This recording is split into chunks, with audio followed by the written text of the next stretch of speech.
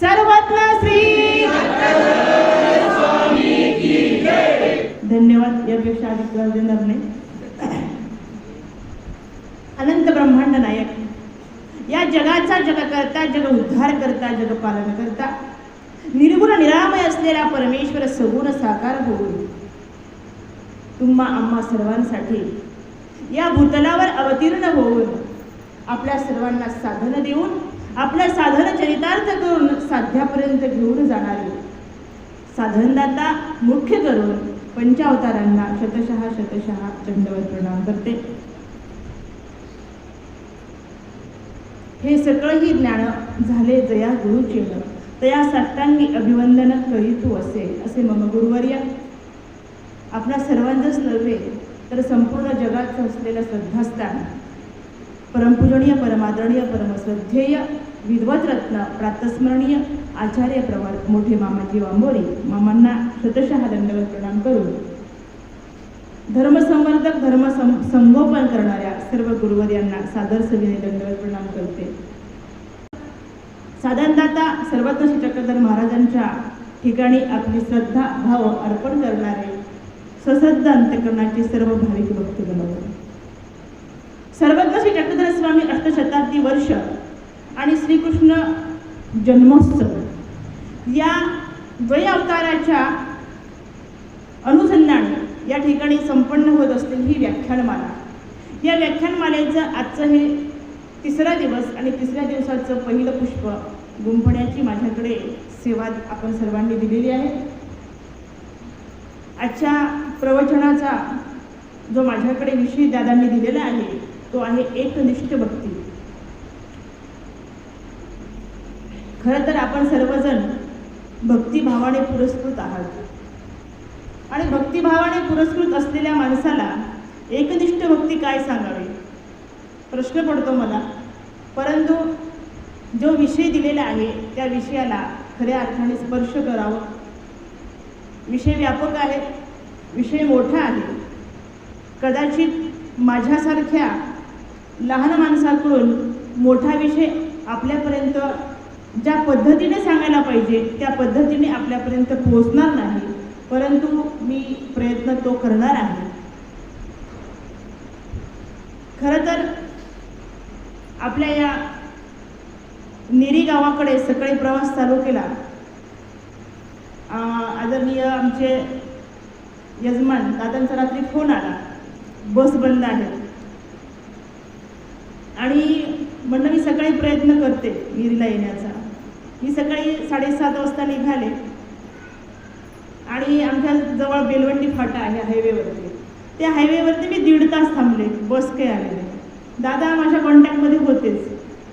सुयोग असा झाला की एक खाजगी वाहन आला, नगरपर्यंत मला वाहन भेटलं, परंतु नगरला आल्यानंतर मात्र एकही वाहन नव्हतं, सर्व वाहन बंद.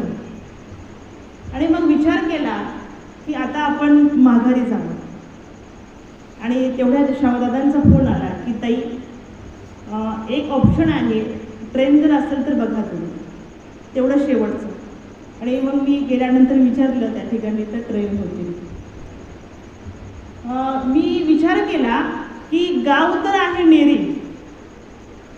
गाव आहे नेरी, मग मी जाऊ का घरी. मग प्रश्न असा पडला की एकनिष्ठ ज्या गावामध्ये भक्ती चलती आहे, एकनिष्ठतेने जी गाव एकत्र येऊन मंदिरामध्ये माझ्या साधनदात्याची जी पूजा करतात, एकनिष्ठतेने याच गावाच्या 5 महिला आमच्या जिज्ञासक महिला पदयात्रेमध्ये जर इतक्या लांबून येऊ शकतात तर हे थोडासा प्रॉब्लेम आलेला आहे. पण विचार केला गाव आहे नेरी पण जाऊ का घरी. मग अंतर्मनाने जेव्हा मला सांगितलं की नाही तुम्ही घरी जाऊ नका,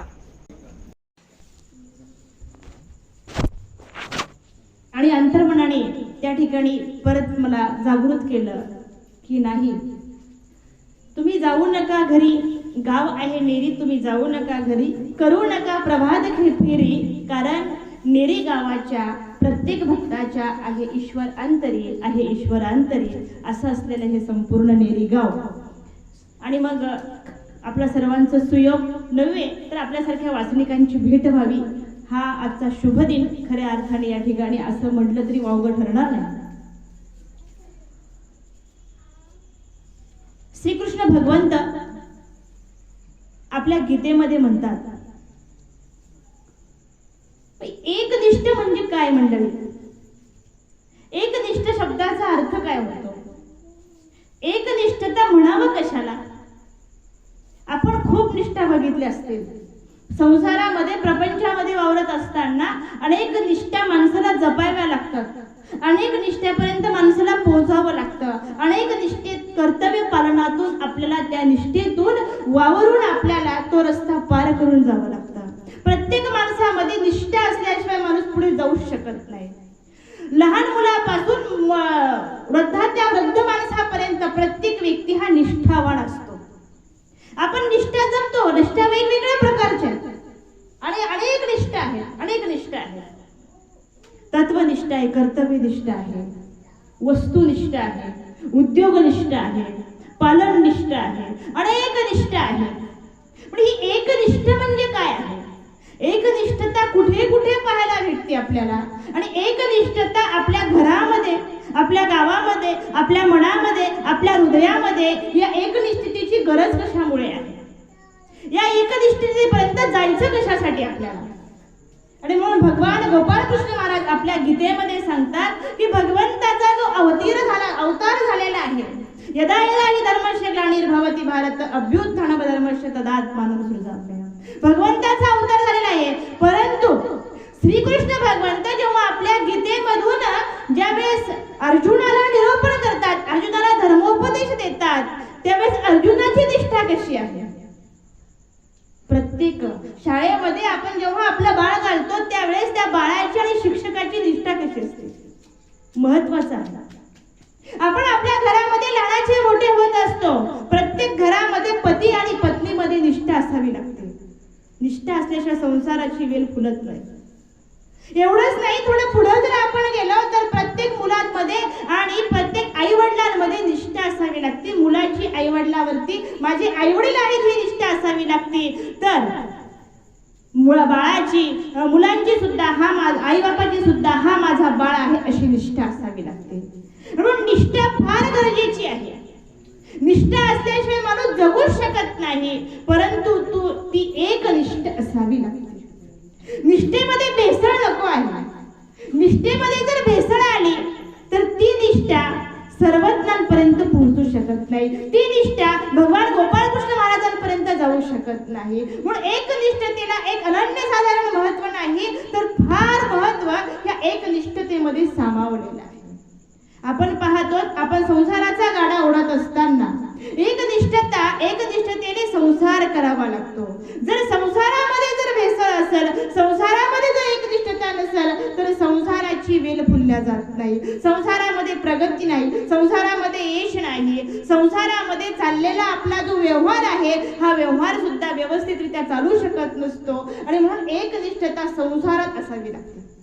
भौतिक जीवन जगत असताना जर एकनिष्ठतेची गरज आहे तर अध्यात्मामध्ये काय असेल? अध्यात्मामध्ये नसेल का ती निष्ठा?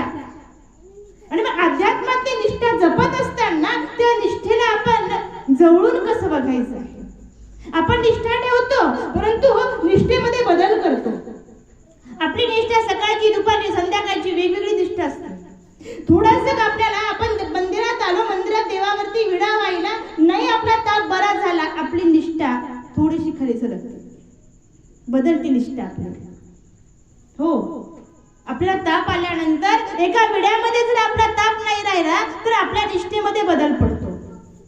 आणि म्हणून सर्वत्र टिळकदार महाराजांनी जेव्हा निष्ठेबद्दल बघितलं तेव्हा आमचे स्वामी सांगतात, एक देव एक धर्म, एका देवाची एका धर्माची भक्ती करा. येऊ द्या, तुम्हाला धर्म संकट येणार आहेत, कर्मानुसार आपल्याला त्या कर्माची फळ भोगावी लागणार आहेत.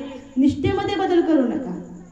निष्ठा भेसळ असून चालत नाही. साधं उदाहरण घ्या, विचार करा. आपण प्रत्येकाचा, आपल्या सगळ्यांचा फॅमिली डॉक्टर असतो आणि आपण त्या डॉक्टरकडे जातो आणि त्यापेक्षा सुद्धा MBBS MD झालेल्या डॉक्टरकडे आपण जातो, तिथं चेकअप करतो आणि वापस येतो आणि आपलं मात्र मन स्वतःला बोलतं, नाही बरोबर दिलं असेल का डॉक्टरने औषध, चेक बरोबर केला असेल का बरं डॉक्टरने आपल्याला? आपलं मन आपल्याशी बोलतं आणि आपलं मन बोलतं बोलतच नाही मंडळी. आपण घरी आल्यानंतर गोळ्या तशाच टेबलवरती ठेवतो, त्याच गोळ्या घेतो, आपण आपल्या फॅमिली डॉक्टरकडे जातो, डॉक्टरांना सांगतो की आम्ही जळगावला गेलो, मोठ्या डॉक्टराकडे गेलो, त्या गोळ्या डॉक्टरने दिलेल्या आहेत त्या बरोबर आहेत का? जेव्हा आपला फॅमिली डॉक्टर आपल्याला सांगतो की नाही हे जे दिलेलं आहे ना हे व्यवस्थित आहे, बरोबर आहे, आणि मग आपल्या लक्षात येतं की नाही माझा फॅमिली डॉक्टर जर सांगतो ना हे बरोबर आहे, तेव्हा आपल्याला कुठे ती गोष्ट पटत जाते मंडळी. आणि म्हणून एकनिष्ठता संसारामध्ये, भौतिक जीवनामध्ये जर एकनिष्ठतेला आपण एवढं महत्त्व देतो, तर अध्यात्मामधली एकनिष्ठता आपल्याला कुठे घेऊन जात असेल. एका गोळीवरती आपला विश्वास असतो, एका पॅरासिटामॉल मध्ये आपला विश्वास असतो, आणि आपण ती पॅरासिटामॉल घेतल्यानंतर आपण त्या निष्ठेने खातो आणि आपल्याला आपलं डोकं दुखायचं राहून जातं. एका गोळीवर आपली श्रद्धा आहे, एका देवावर आणि एका धर्मावर आपली श्रद्धा का नसायला हवी? बरं, एकनिष्ठतेने होतं काय? एकनिष्ठता करते काय माणसामध्ये? एकनिष्ठतेने असं कोणतं परिवर्तन होतं याच्याकडे आपण सातत्याने लक्ष देत नाही. म्हणून एकनिष्ठता माणसाला जीव आणि परमात्मा, जीवात्मा आणि परमात्मा, या जीवात्म्याला परमात्माकडे जाण्यासाठी एकनिष्ठतेचा धागा आहे. हा एकनिष्ठतेचा धागा जेव्हा आपल्याला आपण जोडतो तेव्हा निश्चितच आपण भगवंतापर्यंत गेल्याशिवाय राहत नाही. परंतु तो धागा जोडण्यासाठी माणसामध्ये एकनिष्ठता असावी लागते. एकनिष्ठता भगवंताने आपल्याला श्रीमद भगवद्गीतेमध्ये 700 श्लोक निरूपण केलेले आहेत. आमच्या सर्वज्ञ चक्रधर स्वामींनी लीळाचरित्र सूत्रपाठ सांगितलं आणि प्रत्येक सूत्रातून, प्रत्येक शब्दातून आमच्या सर्वज्ञांनी एकनिष्ठता शिकवली. प्रत्येक लीळेमध्ये एकनिष्ठता आपल्याला बघायला भेटते. प्रत्येक भक्ताची परमेश्वरावर असलेली एकनिष्ठता आपल्याला बघायला भेटते. एवढंच नाही तर 700 श्लोक भगवंताचे श्रीमद भगवद्गीतेमध्ये बघतो आपण. श्रीमद भगवद्गीतेचा जेव्हा अध्ययन केला जातं त्यावेळेस द्वापार युगामध्ये असलेल्या सर्व भक्तांची एकनिष्ठता महाभारतामध्ये आपल्याला बघायला भेटते. आणि म्हणून एकनिष्ठता अत्यंत महत्त्वाची आहे. एकनिष्ठतेच्या जवळ गेला पाहिजे. एकनिष्ठता आमच्या सर्वज्ञांनी सांगितली एकनिष्ठता कशी असावी लागते. एकनिष्ठता ही पतिव्रतेसारखी असावी लागते.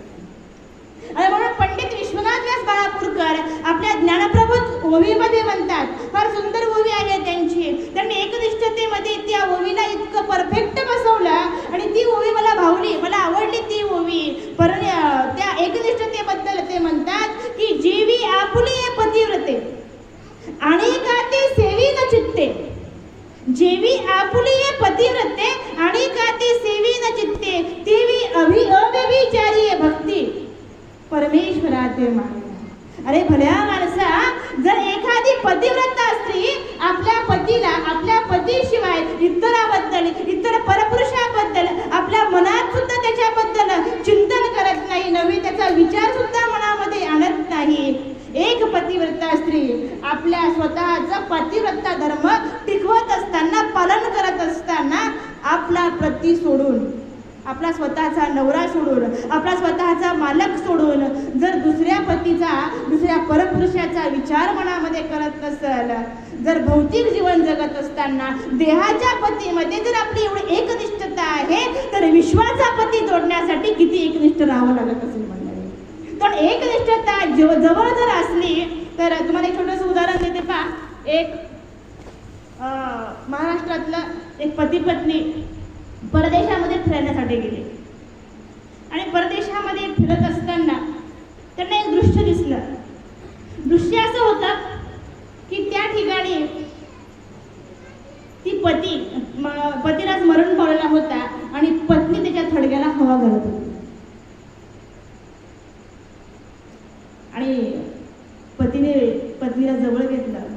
बघ म्हणे, विदेशातल्या पत्नीचं पतिराजावर किती मोठं प्रेम आहे. दिसलं का? बघते का तू? बघ. तेवढे हो खरंच? अगं असं प्रेम आपल्यात नाहीये. म्हणे नाही. म्हणे खरंच नाही. म्हणे नाही. अगं बघ ना, अगं जिवंतपणे वारा घालतात. मग सांगितलं ना फॅनचं बटन दाबायला तरी जीवावर येतं. अगं मेल्यानंतर हवा घालणारी बायको मी प्रथम बघतोय. काय प्रेम आहे बघ. आणि पाहत राहिला, ती पण पाहत राहिली. ती म्हणे मी याचं कारण जाऊन विचारू का, मेल्यानंतर हवा का घालते ती? तो म्हणे जा विचार, ठीक आहे. मग ही जवळ गेली, त्यांच्या जवळ जाऊन बसली. ते म्हणे आपण दुःखी झालात, आपले पतिराज मरण पावले. हो. बायांना थोडंसं रडता पण येतं, भाड्याने लावतात आता रडण्यासाठी लोक. आणि तसं तिने थोडंसं रडली आणि रडल्यानंतर मी विचारलं, म्हणे आपल्या पतीवरती फार प्रेम होतं का? ती म्हणे हो, खूप प्रेम होतं. किती प्रेम होतं? प्रेम कुठे शब्दात सांगता येतं का? प्रेमाला कुठे शब्द आहेत का? प्रेमाला कुठे व्याख्या आहे का? प्रेम शब्दात बांधल्या जातं का? तेवढे खूप होतं, खूप प्रेम होतं, खूप प्रेम होतं. मी असं मग म्हणे ठीक आहे, इथपर्यंत ठीक आहे म्हणे की आमच्या महाराष्ट्रामध्ये एखाद्याचं निधन झाल्यानंतर ते प्रेम अंत्ययात्रा चालत असताना स्मशानभूमीपर्यंत मुलींनी हवा घालावी.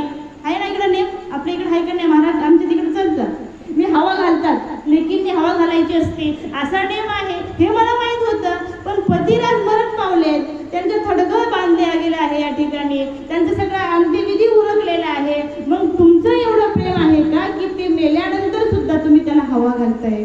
असं इतकं प्रेम आहे का? म्हणजे या हवा घालण्याचं कारण मला समजेल का?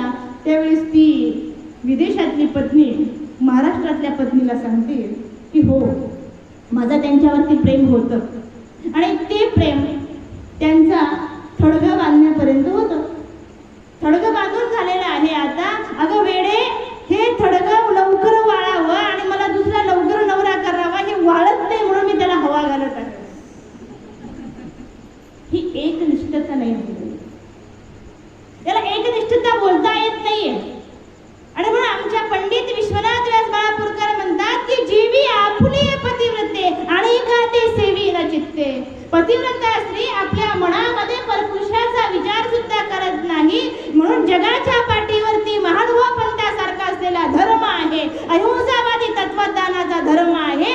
तो धर्म ज्याच्या घरामध्ये आहे तो अनेक धर्माचा कधी विचारच करणार नाही. एवढा मोठा धर्म, श्रेष्ठ धर्म आहे. आणि म्हणून त्याला एकनिष्ठता असावी लागते. ही एकनिष्ठता माणसामध्ये बदलल्या गेली नाही पाहिजे. रविवारी वेगळी, सोमवारी वेगळी, मंगळवारी वेगळी. लोकांनी वैदिक परंपरेनुसार जसा जसा आजार आला ना तशा तशा देव निर्माण केलेले आहे. बघा तुम्ही, असं बोलल्या जात आहे की पुढे चालून कुठेतरी स्वाईन फ्लूचा आजार आला की स्वाईन फ्लूची देवता या ठिकाणी निर्माण झाली. मग मरी आईचा आजार आला, मग ती मरी आई बरी व्हावी म्हणून मरी आई देवता निर्माण झाली. मग थोडं पुढे गेले अजून लोक, मग म्हणे खोकलाही निर्माण झाली. खोकला आला, नारळ फोडायचा खोकला आला, खोकला बंद झाला. थोडे पुढे गेले लोक अजून, मग चिपळाई निर्माण झाली. मी विचार केला होता आता 1-2 वर्षापूर्वी की आता या महाराष्ट्रामध्ये, या जगामध्ये कोरोनासारखं वातावरण निर्माण झालेलं आहे. नाही एखाद्याने कोरोना देवी उभी करावी. सांगायचं तात्पर्य मंडळी की एकनिष्ठता अशी असते माणसाला की एकनिष्ठतामध्ये माणूस कधीच परब्रह्म परमेश्वर, जो धर्म आपण स्वीकारलेला आहे, ज्या देवाची आपण झालेलो आहोत, ज्या धर्माचा, ज्या तत्वज्ञानाचा, ज्या ब्रह्मविद्येचा, ज्या सूत्राचा आपण अंगीकार केलेला आहे, त्याचे आपण काय आहोत? पायिक आहोत.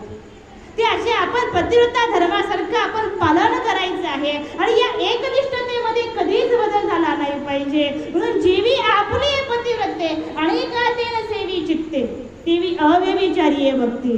अशा प्रकारची जी भक्ती आहे ना, जी एकनिष्ठतेने केलेली भक्ती, भगवान गोपाल कृष्ण महाराज म्हणतात अरण्य चिंतयन्तो माम ये जना परिपासते तेषां नित्याभियुक्तानां योगक्षेमं वहाम्यहम्. अर्जुनाला सांगतात भगवंत, अरे अर्जुना, अरण्य चिंतयन्तो माम, सर्व धर्म सोडून तू काय कर, फक्त मला एकट्याला शरण ये. अनन्य चिंतयन्तो माम, अनन्य भावाने माझं एकट्याचं भजन कर. अनन्य भावाने, निष्काम भावनेने, एकनिष्ठतेने. तुझ्या भक्तीमध्ये इतर इष्टपणा नको आहे. तुझी भक्ती व्यभिचारलेली नको आहे. तुझी भक्ती पतिव्रता धर्मासारखी भक्ती तुझी असू दे. आणि अशी भक्ती अनन्य चिंतयन्तो माम ये जना पर्युपासते. असं तू करून तर बघ. असा भक्त जेव्हा करतो तेव्हा तेषां नित्याभियुक्तानां, ज्या वेळेस असं भक्त एक निष्काम भावनेने, तन्मयतेने, एकनिष्ठतेने सर्व धर्म सोडून पतिव्रता धर्मासारखा धर्म स्वीकारलेला पालन करून जेव्हा मला शरण येतो ना, तेव्हा त्याचा योगक्षेम मोहामेवम, म्हणजे दृष्ट आणि अदृष्ट पर त्याच्यासाठी लागणारे त्याची उपजीविका मी चालवतो. हे एकनिष्ठतेचं फलित आहे मंडळी. ही एकनिष्ठता आपल्या घरामध्ये, आपल्या दारामध्ये नाही, आपल्या प्रत्येक छोट्यातल्या बाळापासून आपण पेरल्या गेली पाहिजे. आपण नेहमी चांगलं शोधतो का नाही? चांगली शाळा शोधतो की नाही? चांगली शाळा आपल्या पाल्यांना, आपल्या मुलांना आपण चांगल्या शाळेमध्ये घालतो. का घालतो? आपण त्या शाळेशी एकनिष्ठ होतो आणि शाळा चांगली शोधतो आणि त्याच शाळेमध्ये आपण आपल्या चांगलं ट्युशन पाहतो, चांगला क्लासेस आपल्या मुलांना पाहतो. का? माझं बाळ चांगलं सुशिक्षित झालं पाहिजे, उच्च शिक्षण घेतलं पाहिजे, चांगलं आपण शोधत जातो.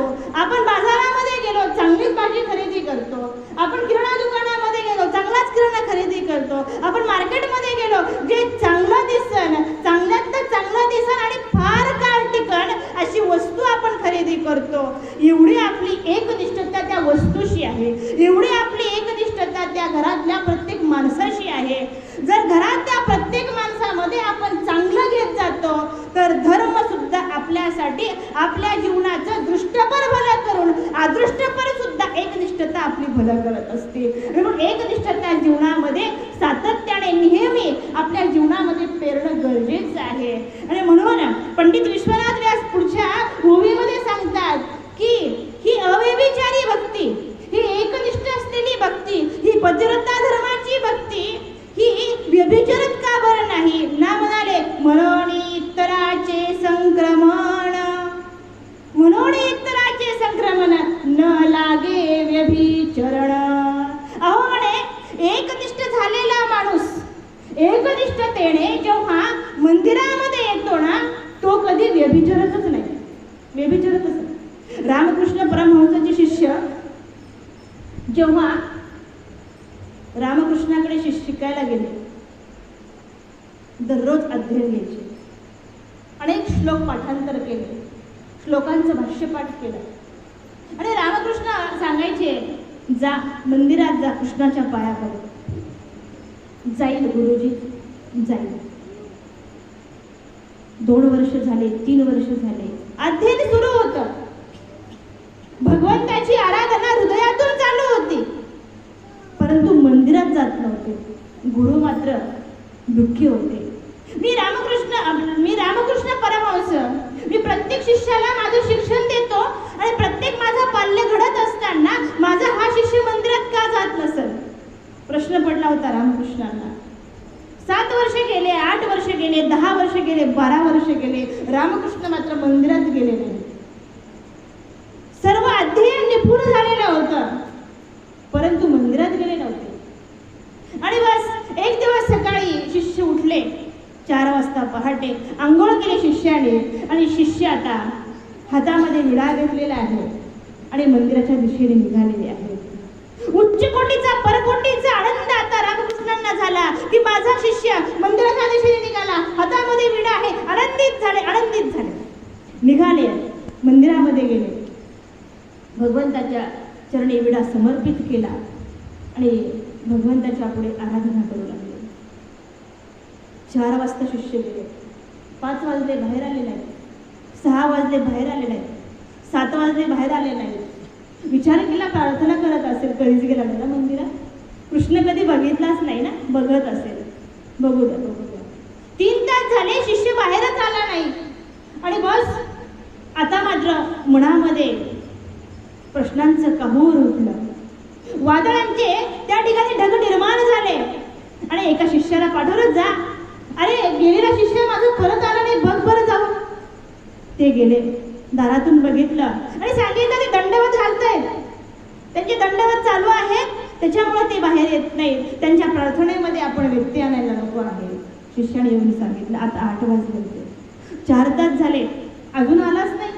आता मात्र ढगांच्या कडकडासारखं मनामध्ये विजेंच्या कडकडाचा विचारचक्र त्या ठिकाणी सुरू झाला आणि रामकृष्ण आता आपल्या आस्थावरून उठले आणि सरळ मंदिराच्या दिशेने निघाले.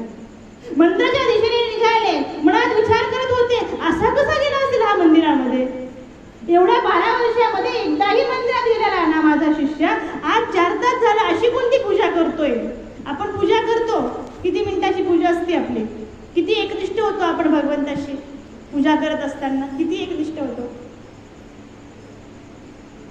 आपण सर्व उपदेशित. किती एकनिष्ठ होतो देवाची पूजा करताना, किती एकनिष्ठतेने करतो आपण पूजा, करतो की नाही? आपण हातसोळे करतो, भगवंताच्या देवपूजेच्या आसनापुढे बसतो, हळुवारपणे हातामध्ये विशेष घेतो, मग नंतर हातावर घेतलेला विशेष हळुवारपणे डोक्याला लावतो का झेंडू बंगल्यासारखं लावतात? तसं काही होत नाही ना. आणि मग हळुवारपणे डोक्याला लावतो, परत हळुवारपणे विशेष खाली ठेवतो. आपण एक 5-10 मिनिटाची आपली आराधना असते, आपल्याकडे वेळ नसतो, पण आपल्या एकनिष्ठतेमध्ये फरक असतो मंडळी. मी एका गावाला गेले आणि एका यजमानांच्या घरी मुक्कामाची थांबण्याचा योग आला. ते बिचारे सकाळी उठले आणि उठल्यानंतर ते आंघोळ वगैरे केली आणि देवपूजेच्या खोलीमध्ये गेल्यानंतर त्यांनी सुरू केला 15 वाद्या ऊर्ध्व मूलामध्ये शाखा अश्वत्थम राहुरव्यम छंदांशेसे प्रणानी यस्तम वेद सवेद एक आठवला का म्हणे. म्हटलं असं कोणतं पारायण चालू आहे? मग ती आवाज आला आतून, हो ठेवलेला आहे चंदा अधश्चोर्गम प्रसुद्धास्तस्य शाखा गुण प्रवृद्धा विषय प्रवाला अधश्य मुला. माझी बॅग भरली का ग? एकनिष्ठता कशी असते बघा. एकनिष्ठतेमध्ये कोण आला आणि कोण गेला हे समजलं नाही पाहिजे. एकनिष्ठतेमध्ये चित्त विचलित झालं नाही पाहिजे. एकनिष्ठता ही विचाराची असावी लागते, एकनिष्ठता ही आचाराची असावी लागते, एकनिष्ठता ही मनाची एकाग्रता असावी लागते, एकनिष्ठता ही अंतःकरणातून परब्रह्म परमेश्वराशी बोलता येण्याचा संवाद साधना म्हणजे एकनिष्ठता असते. ही एकनिष्ठता तुम्ही 10 मिनिटं 15 मिनिटं 20 मिनिटं करू शकता, पण या एकनिष्ठतेमध्ये कुणीही डोकावलं नाही पाहिजे. तुमच्या विचाराला, तुमच्या आचाराला, तुमच्या बैठकीला, तुमच्या आराधनेला, तुमच्या प्रार्थनेला कुणीही स्पर्श केला नाही पाहिजे. अशी तुमची एकनिष्ठता असावी लागते. आणि अशी एकनिष्ठता चालू असताना त्या ठिकाणी मात्र अशा पद्धतीचे आवाज बाहेर येत होते. मी विचार केला ही एकनिष्ठता असेल का बरं? काही नेहमी औपचारिकता म्हणून पूजा चाललेली आहे. आणि औपचारिकता पूजा अशी असते की त्या 15व्या अध्यायामध्ये इकडे तर देवाची प्रार्थना चालू असते आणि मनामध्ये मात्र संसाराची प्रार्थना चालू असते. ही एकनिष्ठता नाही म्हणली. ही अजून एक एकनिष्ठतेतली ही व्यभिचारता आहे, मनाची व्यभिचारता आहे. आणि म्हणून एकनिष्ठतेने त्या शिष्याकडे जेव्हा रामकृष्ण परमहंस गेले, बघितलं, हात लावला, आवाज दिला, बाळा पूजा नाही झाली तुझी अजून? आज आवाज नाही आला. परत पुढे गेले, सभामंडपातून आवाज दिला, पुढे गेले, नाही आवाज आला. अरे राजा किती वेळचा पूजा करतोस? अरे बाकीच्या लोकांना पण मंदिरात जायचंय, काय करतोस तू? ये बाहेर आता. आवाज नाही आला. आता रामकृष्ण परमहंस घाबरले. सभामंडपातून तड तड तड तड पुढे निघाले, मंदिराच्या दरवाजामध्ये आले, दरवाजातून आतमध्ये प्रवेश केला आणि शिष्याला हात लावला. त्यावेळेस शिष्य मात्र डोळे मिटवलेले होते. परत जवळ गेले, त्याचं बघितलं जाऊन जवळ आणि स्पर्श केला त्याच्या अंगाला. जिकडे लुंडवला तिकडे लुंडकला जायचा आणि त्याच्या नाडी तपासून बघितली, स्पर्श केला नाडीला, तर त्यांनी देह विसर्जन केलेले होते. या मंदिरामध्ये या भगवंत श्री गोपाळकृष्ण महाराजांच्या चरणापाशी आपला शेवटचा श्वास रामकृष्ण परमहंसाच्या शिष्यांनी घेतलेला होता. रामकृष्ण परमहंसाच्या डोळ्यामध्ये अश्रू आले आणि रामकृष्ण परमहंस त्या शिष्याकडे पाहतात. दोन्ही हात भगवंताच्या मूर्तीच्या चरणापाशी ठेवलेले होते आणि हात जोडलेले होते आणि डोळे मिटलेले होते. जशी प्रार्थना केलेली होती, ज्या एकनिष्ठतेने भगवंताच्या चरणापाशी गेलेला रामकृष्ण परमहंसाचा शिष्य तो भगवंताच्या श्री चरणापाशी कायमचाच विलीन झालेला होता.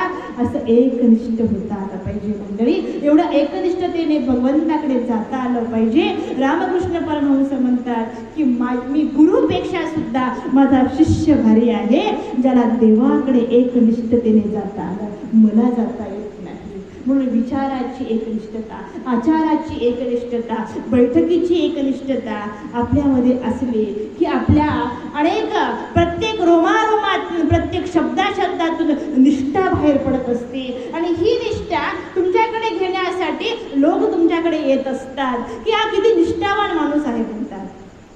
ही निष्ठा जपत असताना ही तुम्हाला परमेश्वराच्या प्राप्तीपर्यंत घेऊन जात असते. आणि म्हणून त्या ठिकाणी म्हटलेले आहे, ते म्हणतात पंडित विश्वनाथ व्यास बाळापूरकर की म्हणून इतराचे संक्रमण. आपण जेव्हा परमेश्वराच्या एकनिष्ठतेने भक्ती करतो, जगाच्या पाठीवर असलेला आपला जो अहिंसवादी असलेला जो धर्म आहे, जो पंथ आहे, आणि त्याचे आपण पायिक आहोत. या पायिक होऊन सेवा करत असताना पाहतो ना आपण, लोक कुणाकुणाची पायिक आहेत. शाळेत गेल्यानंतर आपण दररोज प्रार्थना म्हणतो, भारत माझा देश आहे, सारे भारतीय माझे बांधव आहेत, म्हणतो की नाही? का बरं? आपण या भारताची एकनिष्ठ आहोत, भारताचे पायिक आहोत, या भारतभूमीचे आपण सुपुत्र आहोत, याचे पायिक आहोत ना आपण. रोज प्रार्थना म्हणतो आपण. याच्यापेक्षा थोडं पुढे जाऊ आपण. प्रत्येक माणूस हा कुठेतरी एकनिष्ठतेत गुंतलेला असतो. पती पत्नीचं नातं एकनिष्ठतेवर अवलंबून असतं, तेव्हा संसाराची वेळी फुटते. गावागावामध्ये एकनिष्ठता असावी लागते. मग ती पक्षात एकनिष्ठता असू द्या, राजकारणात एकनिष्ठता असू द्या, ग्रामपंचायत एकनिष्ठतेत असू द्या, प्रत्येक गोष्टी ही निष्ठेशिवाय चालूच शकत नाही. एक व्यक्ती एका बिअर बारच्या दुकानावरती गेलेला होता, आणि बिअर बारच्या दुकानावर गेल्यानंतर त्या बिअर बारच्या दुकानात तो सांगत होता की कोणी कोणाशी एकनिष्ठ असेल, मी मात्र कोणाशी एकनिष्ठ आहे. तुम्हाला समजत असेल, सांगायची गरज नाही. आणि मग त्याने जिथे प्रार्थना तयार केलेली होती की बिअर बार माझा देश आहे, आणि या बिअर बार मधल्या सगळ्या बाटल्या माझ्या भगिनी आहेत, आणि हिच्याशी एकनिष्ठ राहण्याचा मी संकल्प केलेला आहे.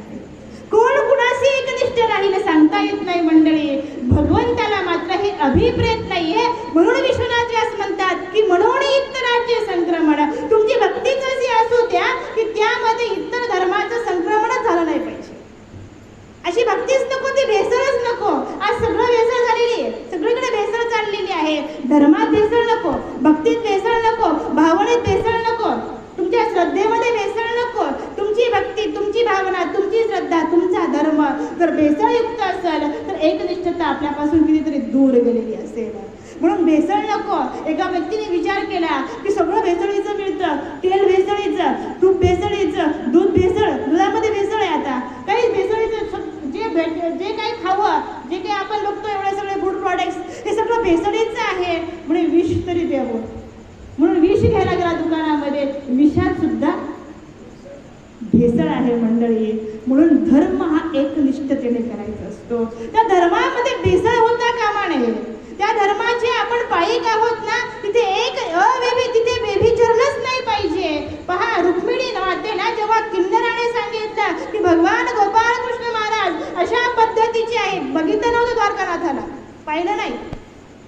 आणि त्या धर्मसभेमध्ये त्या ठिकाणी त्या अमरावतीच्या जेव्हा त्या कौंडण्यपुरामध्ये किन्नराने जेव्हा रुक्मिणीला जेव्हा श्रीकृष्ण भगवंताचे गुणवर्णन सांगितले की तो असा पद्धतीचा आहे, बस कानावरती भगवंताची स्तुती पडली.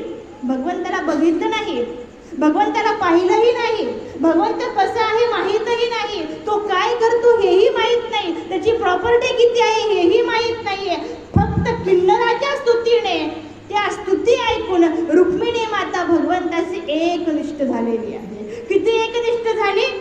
आमची या महानुभाव पंथाची पहिली आद्य कवयित्री महदंबा आपल्या धवळे नावाच्या काव्यामध्ये म्हणतात की तवतिया आगळी लागली अवस्था, कैसेनी देखी जेन स्वामी जगन्नाथा, नावडे त्यागू भोगू सकळही विखोत्या तिजिले रुक्मिणी, लागला निरुता जीवी योगिया वल्लभू चक्रपाणी, लागला निरुता जीवी योगिया वल्लभू चक्रपाणी.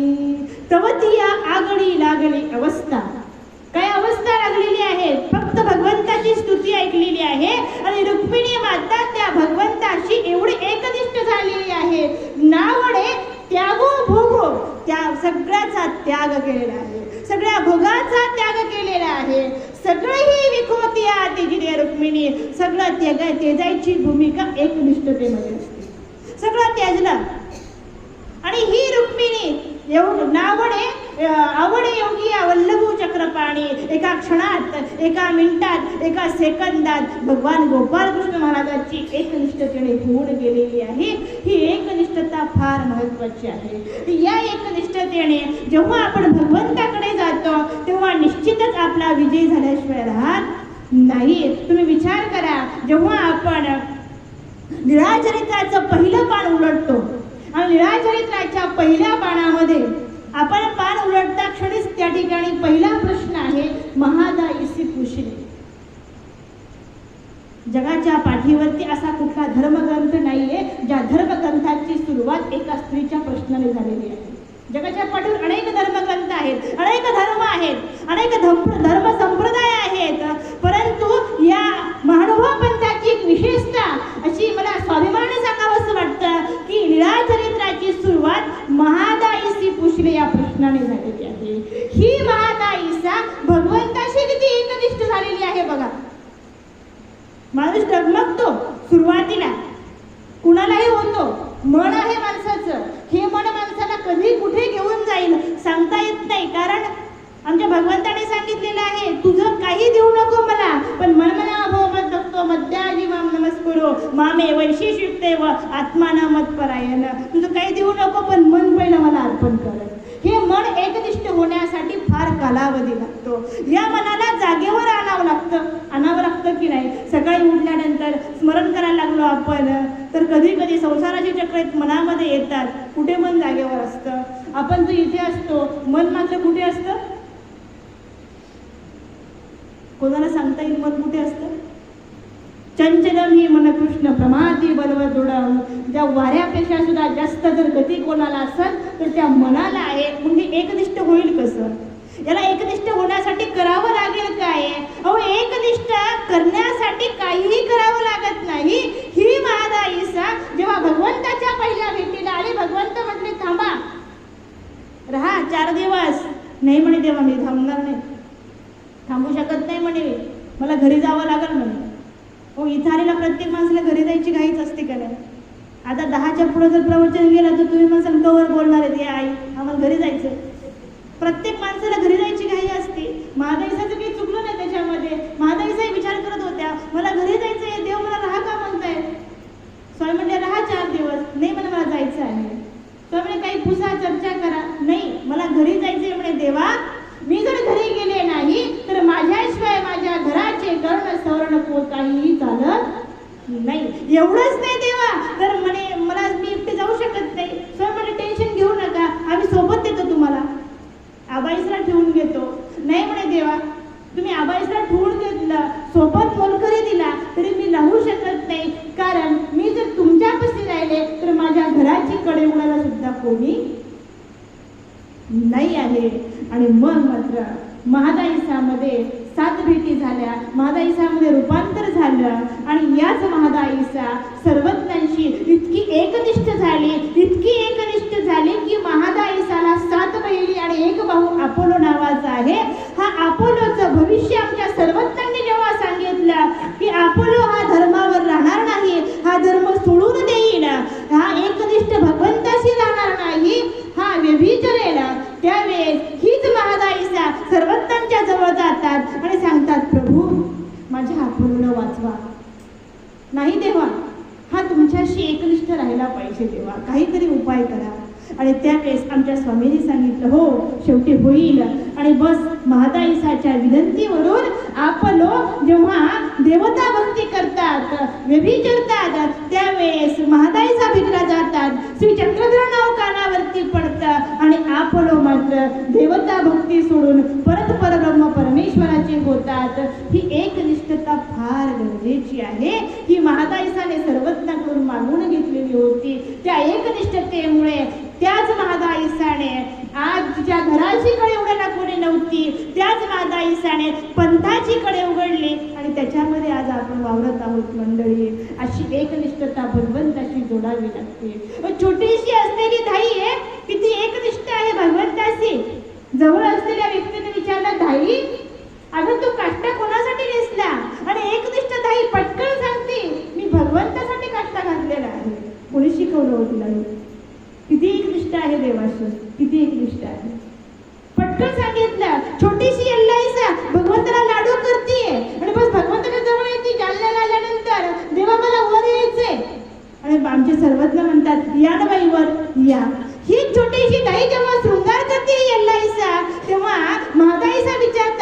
येल्लो शृंगार कोणासाठी केलास तू?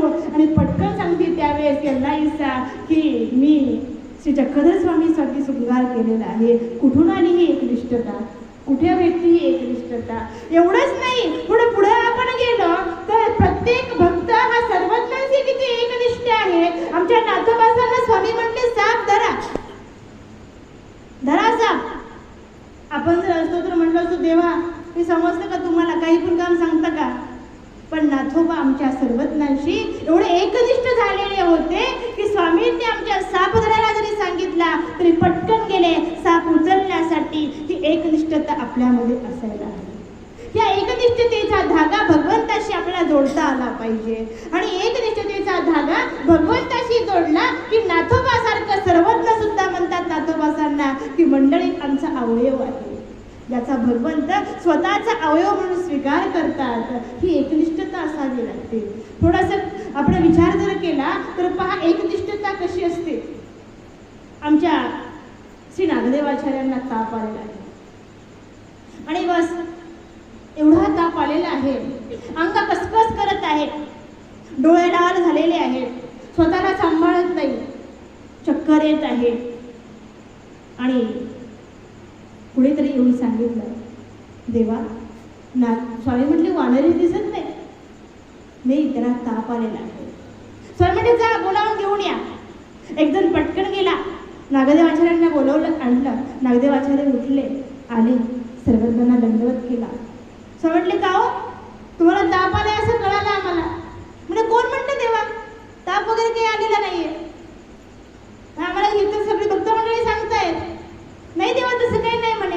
सर म्हटले आम्ही जर तुम्हाला आत्ता काम सांगितलं एखादं तर तुम्ही करणार का? नागदेवाचार्य म्हटले हो करणार.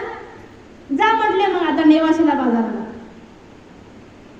बघा विचार करा एकनिष्ठता कशी असते, एकनिष्ठता कशा पद्धतीची असते, एकनिष्ठता कशी जपावी लागते, एकनिष्ठतेमध्ये सांगितलेल्या गोष्टीचं पालन कशा पद्धतीने करावं लागतं. नागदेवाचार्य त्याही अवस्थेमध्ये म्हणतात हो मी तुमची सेवा करायला तयार आहे, व्यापार करायला तयार आहे. आणि त्याही अवस्थेत नागदेवाचार्य आता सांगितलेल्या बाईसांनी जो बाजार आहे तो बाजार आणण्यासाठी पिशवी उचललेली आहे आणि नागदेवाचार्य आता नेवाशाच्या रस्त्याने निघालेले आहे. विचार करा मंडळी, काय एकनिष्ठता आहे भगवंताशी, काय धागा जोडलेला आहे भगवंताशी. माझं साधं डोकं दुखलं तर मी प्रवचनाला नाही येऊ शकणार, बरोबर आहे का नाही? सर्दी झाली तर मंदिरात नाही येणार माणूस. एकनिष्ठ असलेले आमचे नागदेवाचार्य भगवंताच्या आज्ञेवरून आता मात्र नेवाशाला बाजार आणण्यासाठी निघालेले आहेत. ही एकनिष्ठता जपता आली पाहिजे. ही एकनिष्ठता आमच्या सुदामाकडे बघायला भेटती, ही एकनिष्ठता आमच्या द्रौपदी मातेकडे बघायला भेटती. विचार करा द्रौपदी मातेवरती जेव्हा वस्त्रहरणाचा प्रसंग येतो की नाही आपण सगळ्याला माहिती आहे, पण त्याच्यामधली एकनिष्ठता आपण शोधली नाही, त्या एकनिष्ठतेकडे आपण बघितलं नाही. तुम्ही विचार करा जिच्या एका हाकेला भगवंत धावून जातात, तिचं वस्त्रहरण भगवंतांना माहित नव्हतं का? देवाला माहित नाही का माझी बहीण दुःखामध्ये आहे? माहित नव्हतं सर्वज्ञांना ही गोष्ट? माहित होती ना. पण बघा मी तुम्हाला मगा सांगितलं की जीवी आपुले पतिव्रते धर्म सांभाळत असताना, धर्माची जोपासना करत असताना त्याचा पतिव्रताप्रमाणे पालन कसं करावं लागतं. द्रौपदी जेव्हा भरसभेमध्ये गेली आणि वस्त्रहरणाचा प्रसंग आहे त्यावेळेस द्रौपदी धृतराष्ट्राकडे जाते, धृतराष्ट्रापुढे जाते, हात जोडते, तात मी कुलवधू आहे हो, या हस्तिनापुराची मी महाराणी आहे आणि या महाराणीचं या कुलवधूचं वस्त्रहरण होत असताना आपण कसं पाहू शकता? कारण काहीतरी सांगा या दुशासनाला, काहीतरी सांगा या कौरवांना, काहीतरी सांगा. धृतराष्ट्राने मान खाली घातली. तीच द्रौपदी आता पितामह भीष्माचार्याकडे जातात. पितामह भीष्माचार्यांना तोच प्रश्न विचारते, परत हात जोडतीये, हातबल होतीये, करुणा मागतीये आणि त्या अर्थस्वरामध्ये सांगतेय की तुम्ही तरी काहीतरी करा. पितामह सांगतात मी वचनबद्ध आहे. तीच द्रौपदी आता कृपाचार्यांकडे जाते, कृपाचार्यांना विनंती करते ते सांगतात मी कौरवांच्या बाजूने आहे, काही करू शकत नाही. बसलेला प्रत्येक महारथी त्या जागेवरचा, त्या सिंहासनावरचा द्रौपदीचा फक्त शब्द कानावरती ऐकत होता, मात्र कुणीच काही करू शकत नव्हते, कुणीच काही करू शकत नव्हती. हतबल झालेली द्रौपदी. अशाही अवस्थेमध्ये वस्त्रहरणाचा प्रसंग आहे. प्रत्येक स्त्रीच्या अब्रूला त्या ठिकाणी स्पर्श होत होता, प्रत्येक स्त्रीच्या लज्जला त्या ठिकाणी स्पर्श होत होता. अशाही प्रसंगामध्ये द्रौपदी आता आपल्या पाची पांडवाकडे, आपल्या महारथी असलेल्या ज्यांच्या तळातळाने पृथ्वी तणांल्या जात होती, ज्याच्या गांडीव धनुष्याने त्या अर्जुनाकडे पाहती, त्या भीमदादाकडे पाहती, त्या धर्मराजाकडे पाहती आहे. मात्र पाची पांडवाने सुद्धा मान खाली घेतलेली आहे. कोणीच द्रौपदीकडे धावून येऊ शकत नाही. तुमच्या लक्षात आलं असेल मंडळी की द्रौपदी आता प्रत्येकाकडे करुणा दाखवत होती, द्रौपदी प्रत्येकापुढे हात पसरत होती, मात्र द्रौपदीच्या हाकेला कोणीच आवाज देत नव्हतं. नवे द्रौपदीचा शब्द कोणी कानावरती सुद्धा घेत नव्हतं. ही मिश्रता जेव्हा द्रौपदीमध्ये झाली त्यावेळेस द्रौपदीच्या पटकन लक्षात आलं आणि द्रौपदीने हात जोडले आणि हात जोडून भगवंतांना आवाज दिला. भरल्या सभेत कौरवांच्या हाती लाज द्रौपदीची धोक्यात होती. प्रभू साह्य झाले एका क्षणात, दिसे चक्रधर आपुल्या घरात. आवाज दिला, हे भगवंता, अरे तू पण. आणि बस इकडे मात्र रुक्मिणी माता भगवंतांना म्हणत होते, हो तुम्ही किती वेळेस पाहताय द्रौपदीचं वस्त्रहरण होते त्या ठिकाणी, तुम्ही काहीच विचार नाही केला का त्या ठिकाणी? तुम्ही विचार केला पाहिजे, जायला पाहिजे लवकर. आमचे चिंतनजनक बाबुळकर बाबा याच्यावरती एक छान सुंदर दृष्टांत देतात. त्यामुळे व्यंकटराव दररोज आरती म्हणायचे आणि एक दिवस अशा आपल्या मंदिरासारखं मंदिर आणि त्या मंदिरामध्ये आरती चालू होती. आणि आरती कोणती होती? सुरू झाली आरती, नगारा, ढोल, ताशा आणि आरतीला सुरुवात झाली. गरुडावर बैसोनी लवकरी तो यावे, नाही तरी हा प्राण तेजीन सद्भावे. सुरू झाली आरती आणि आरती सुरू झाल्यानंतर रुक्मिणी माता भगवंतांना म्हणते, देवा उठा. म्हणजे काय झोपू दे बाई मला, आता मी थकलो ना, सगळं सृष्टीचा एवढा कारभार चालू. अहो उठा म्हणे लवकर. म्हणजे काय झालं? म्हणजे भक्त काय म्हणते पा, म्हणजे काय म्हणतो, गरुडावर बैसोनी लवकर तो यावे. तुम्ही जाईल ना बाई, थांब ना, झोपू दे ना थोडंसं, मी दमलोय आता जरा. तेवढे नाही देवा, तुम्ही पुढचं ऐका वाक्य. म्हणजे काय? नाही तरी हा प्राण तेजून सद्भावे. हे ऐकलं का तुम्ही?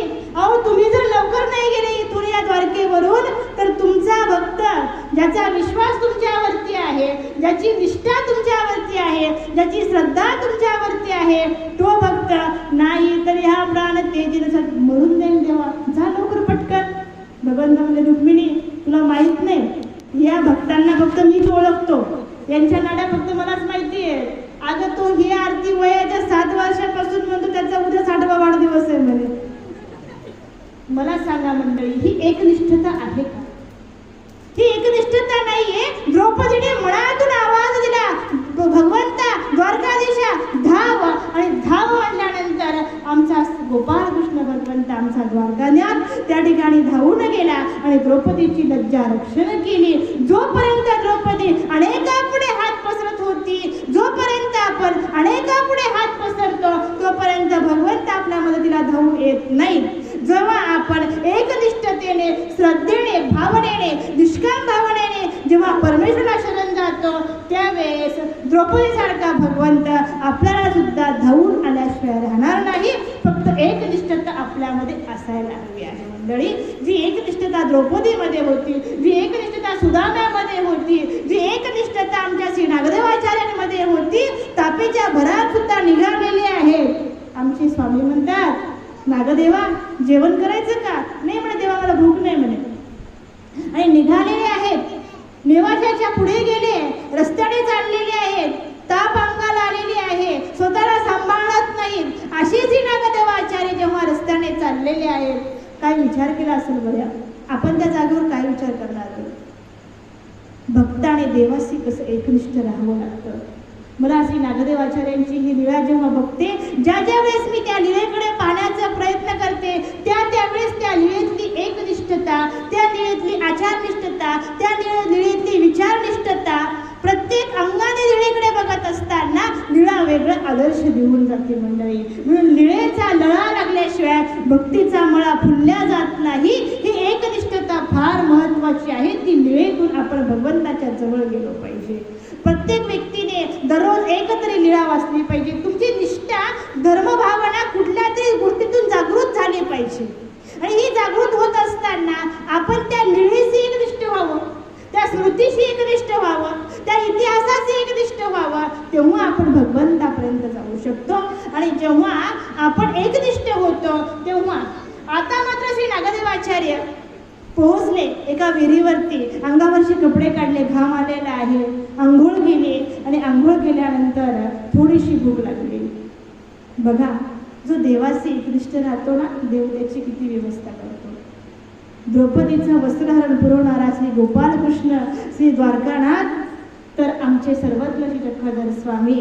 अनेक जीवांना भूक लागलेली आहे, त्या जीवांची भूक भागवणारा, दृष्ट आणि अदृष्ट प्रत्येक जीवाला, कोणाला ज्ञानाची, कोणाला भक्तीची, कोणाला भक्तिवृत्तीची भूक प्रत्येकाला लागावी. आणि ती भूक भागवणारा, जो एकनिष्ठतेने भगवंताकडे जातो ना, त्याची भूक भागवणारा तो सर्वज्ञ वामनमती विलासपशी आपली शिदोरी पाठवतो आहे. जा, ही पाठीमागून घेऊन जा. जर नागदेव आचार्य म्हटले ना, मला भूक लागलेली आहे, तर ही शिदोरी माझ्या नागदेवाला द्या. त्वमेव माता च पिता त्वमेव, त्वमेव बंधुश्च सखा त्वमेव, त्वमेव विद्या द्रविणं त्वमेव, त्वमेव सर्व मम देव देवा. ह्याच्यामध्ये आपण रोज म्हणतो, पण तो त्वमेव माताच पिता त्वमेव लीळाचरित्रामध्ये श्री नागदेव आचार्यांना शिदोरी पाठवताना त्वमेव माताच पिता त्वमेव आहे. एका आईला जाणीव असते, माझ्या बाळाला काय पाहिजे. ही संपूर्ण जगाची असलेली आई ही शिदोरी वामनमती विलासपशी श्री नागदेवाचार्यांना पाठवते. आणि त्यावेळेस आमचे आचार्य शिदोरी खातात, गावामध्ये जातात, बाजार घेतात आणि बाजार घेऊन येतात. बाईचा हातामध्ये पिशवी देतात. त्यावेळेस आमच्या बाईसा माता म्हणतात, बाबा, पोराला ताप आलेला असताना सुद्धा इतक्या चांगल्या प्रकारचा बाजार घेऊन आलाय तो. मला सांगा मंडळी, जो एकनिष्ठ भगवंताशी झालेला आहे त्याची भावनाही एकनिष्ठ असते, त्याची श्रद्धाही एकनिष्ठ असते. आणि म्हणून अशा एकनिष्ठतेने भगवंताकडे जाता आलं पाहिजे. ज्याला तो सुदामा जेव्हा भगवंताच्या भेटीला निघालेला आहे, किती एकनिष्ठ आहे तो, किती एकनिष्ठ आहे. अष्टदरिद्र्य प्राप्त झालेला असताना सुद्धा सुदामाच्या कुठल्याही भक्तीमध्ये बदल झालेला नाहीये. दारिद्र्य अवस्था प्राप्त झालेली आहे, बरोबर आहे का नाही. कोरोना अवस्थामध्ये आपण गाठे घेतले का नाही, देवाचं स्मरण केलं का नाही, पण कधी केलं. कोरोना आलेला होता त्यावेळेस, कोरोना शेजाऱ्याला झाला त्यावेळेस, कोरोना घरातल्या लोकांना झाला त्यावेळेस. आता थोडीशी गाठी आपल्यापासून दूर गेली. आपण गाठीशी किती एकनिष्ठ आहोत, आपण मंदिराशी किती एकनिष्ठ आहोत, आपण मंदिरातल्या देवपूजेशी किती एकनिष्ठ आहोत, घरातल्या देवपूजेशी किती एकनिष्ठ आहोत. ही एकनिष्ठता आपली डगमगतीये.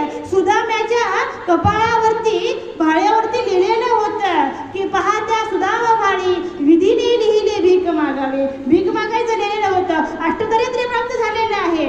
मात्र सुदामा उठता, बसता, देता, घेता, चालता, बोलता काय म्हणत होता, फक्त कृष्ण नामाचा जप करत होता. त्या नामाची ताकद आहे.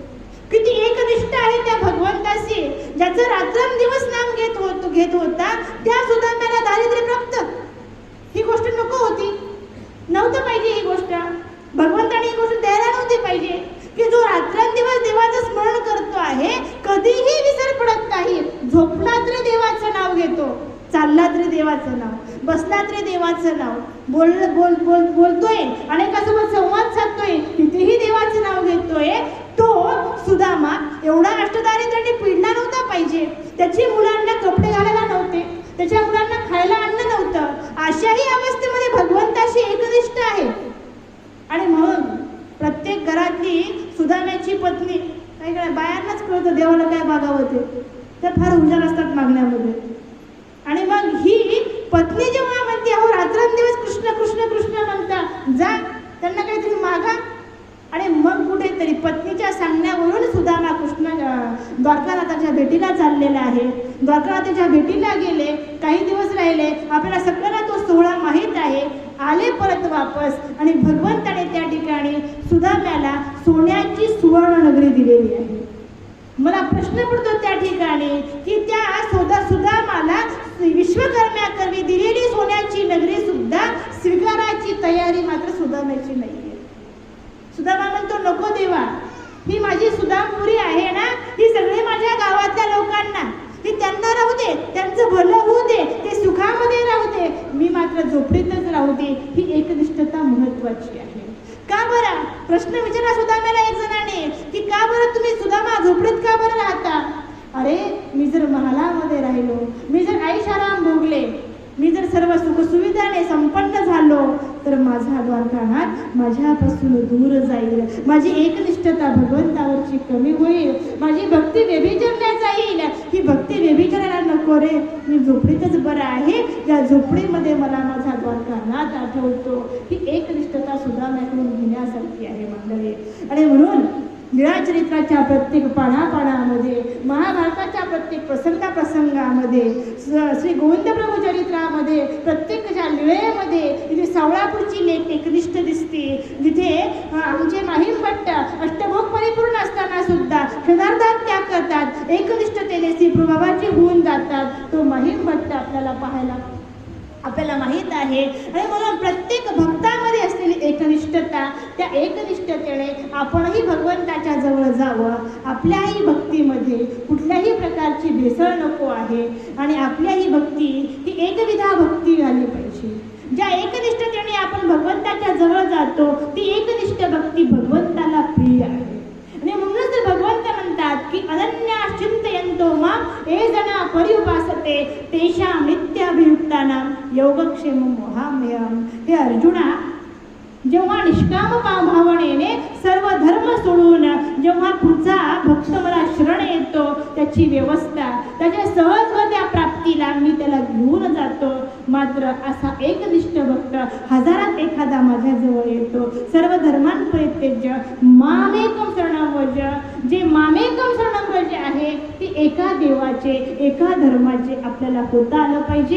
एका देवाचे, एका धर्माचे झालंच पाहिजे. आणि त्या देवाचे, त्या धर्माचे झाल्याशिवाय देव आपल्याजवळ आल्याशिवाय राहत नाही. पाठीमागे आपल्या सौद्याला एक कार्यक्रम झाला होता बा, आणि त्या सौद्याच्या कार्यक्रमामध्ये एका व्यक्तीने आपल्या विवेचनामध्ये खूप सुंदर वाक्य सांगितलं. अन्य संप्रदायाची व्यक्ती आहे, परंतु वाक्य फार छान आहेत. त्यांनी सांगितलं की जगाच्या पाठीवरती महानुभाव पंथासारखा धर्म नाही. जगाच्या पाठीवरती महानुभाव पंथासारखा धर्म नाही. शेजाऱ्याने विचारलं, कस काय? ते म्हणे, ते फुटाफुटावर बोर घेत नाही. समजलं का? फुटाफुटावर बोर घेत नाही. एकाच जागेवरती इतकं खोल खोदतात की पाणी लागेपर्यंत खोदायचं सोडतच नाही, एवढं खोल खोदतात. ही महानुभाव पंथाची वैशिष्ट्य आहे. आणि म्हणून अनेक ठिकाणी जाण्यापेक्षा, म्हणजे रविवार सोमवार वेगवेगळं जाण्यापेक्षा ते फक्त काय करतात, एकाच देवाची भक्ती करतात.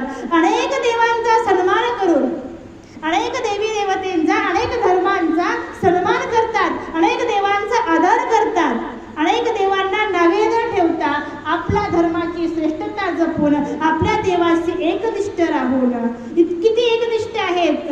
तर म्हणे त्यांच्या स्वतःच्या मुली सुद्धा ते देत असताना 10 वेळा विचार करतात, एवढे धर्माशी एकनिष्ठ बांधलेले आहेत. आणि म्हणून ही एकनिष्ठता महानुभाव पंथाची मला फार आवडती की ज्यांचा योगक्षेम स्वतः द्वारकाधीश भगवान चालवतो, सर्वकशी चक्रधर स्वामी चालवतो. आणि म्हणून अनेक बोर घेण्यापेक्षा, अनेक खड्डे शोधण्यापेक्षा एकच खड्डा इतका खोल घ्यावा की त्या खड्ड्यातून परमेश्वराचं स्वरूप आपल्यापर्यंत यावं. आपण आपला जीवात्मा त्या परमात्म्यामध्ये मिसळून जाण्यासाठी आपल्यामध्ये एकनिष्ठता फार महत्त्वाची आहे. आणि म्हणून ही एकनिष्ठता आजच्या या प्रवचनाच्या सेवेसाठी निवडलेला आजचा हा विषय की अनन्या चिंतयन्तो मां ये जना पर्युपासते तेषां नित्याभियुक्तानां योगक्षेमं वहाम्यहम्. एकनिष्ठतेने परब्रह्म परमेश्वराची भक्ती करूया. निश्चितच ही एकनिष्ठता जशी श्री नागदेव आचार्यांची, नाथोबासांची. बघा ना, बाईसा मातेचा विचार करा, आपण किती एकनिष्ठ आहेत. भगवंताची वार्ता कानावरती पडली, काहीही विचार केला नाही, स्वतःला झोकवून दिला त्या ठिकाणी. एकनिष्ठ असलेला डांगरेश जेव्हा भगवंत म्हणतात जा निघून जा, इथे राहू नका, आणि स्वतः क्षणार्धात स्वतःला संपून टाकतात, तो डांगरेश किती एकनिष्ठ आहे. असं एकनिष्ठ जर भगवंताशी आपण झालो तर बाईसासारखं समर्पण आपल्यामध्ये येण्याला वेळ लागणार नाही.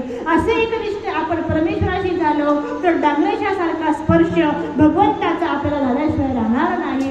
असं एकनिष्ठ आपण झालो तर सस्यासारखा परब्रह्म परमेश्वर आपल्याला भेटल्याशिवाय राहणार नाही. असे एकनिष्ठ आपण झालो तर निश्चितच आमचे स्वामी म्हणतात आता बाईसाच्या देवा होवावे लागेल, तो भगवंत आपला झाल्याशिवाय राहणार नाही.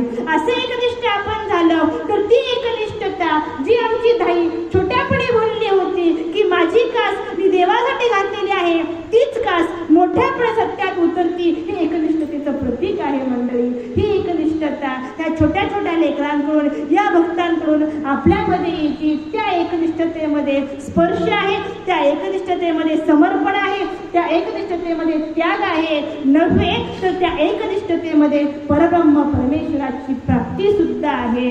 अशी एकनिष्ठता तुमच्या आमच्या सर्वांमध्ये यावी, नव्हे तर त्या एकनिष्ठतेने दृढ होऊन या धर्माची आपण पायीक होऊन त्या परब्रह्म परमेश्वराच्या चरणी जात असताना कुठल्याही प्रकारची भिन्नता आपल्यामध्ये येऊ देऊ नाही, अशी भगवंताला विनंती करूया आणि एकनिष्ठतेने परब्रह्म परमेश्वराच्या चरणी आपण लीन होऊया. त्या पंडित विश्वनाथवासांच्या ओळीची परत एकदा आठवण करून, म्हणून इतरांचे संक्रमण न लगे व्यभिचारण, या लागे अनन्य योग्य साधारण, वर्ते अनन्य योगी, अशा पद्धतीची असलेली ही ओवी परब्रह्म परमेश्वर साधनदाताच्या चरणी अर्पण करते आणि या ठिकाणी आपल्या सर्वांची रजा घेते. दंडवत प्रणाम. जय श्री